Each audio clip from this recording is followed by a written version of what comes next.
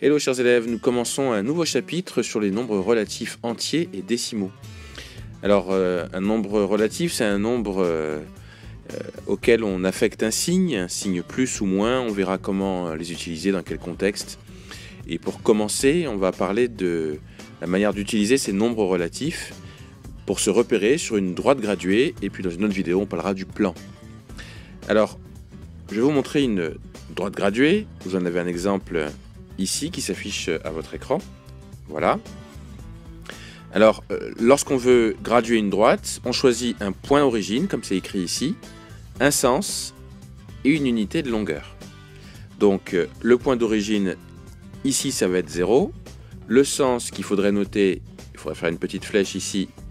Voilà, je n'ai pas bien faite la flèche, on ne la voit pas.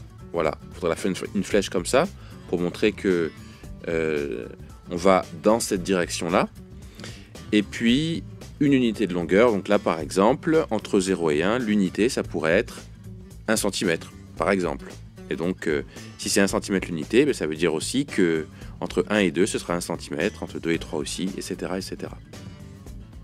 Alors, ce qu'il faut savoir, c'est que tout point d'une droite graduée, on peut le repérer par un point et par un nombre relatif, donc qu'on appelle abscisse. Alors, on a déjà parlé d'abscisse, vous avez déjà entendu parler en tout cas de ça en 6e. Par exemple ici, le point A, il se trouve, il a pour abscisse moins 3. Le point B, il a pour abscisse 3,5, qu'on peut aussi écrire plus 3,5. Et puis le point C, il a pour abscisse 6, qu'on peut aussi écrire plus 6. Donc, ça c'est la manière de repérer un point par l'abscisse, ça c'est un rappel, comme je l'ai dit il y a un instant. Alors, petite nouveauté par contre, c'est ce qu'on appelle la distance à 0 d'un nombre relatif. Alors, qu'est-ce que c'est ? Eh bien, c'est la distance entre l'origine du repère et un point ayant ce nombre pour abscisse. Alors, on va prendre un exemple.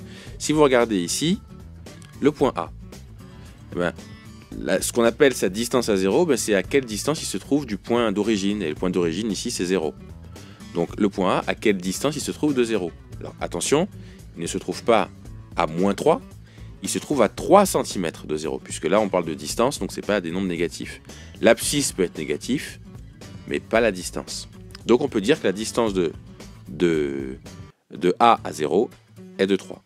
Si maintenant on utilise le même raisonnement pour savoir quelle est la distance de B à 0, B il est à 3,5, donc sa distance à 0 c'est de 3,5. Donc voilà comment se repérer sur une droite graduée. Alors je vous laisse maintenant recopier le cours.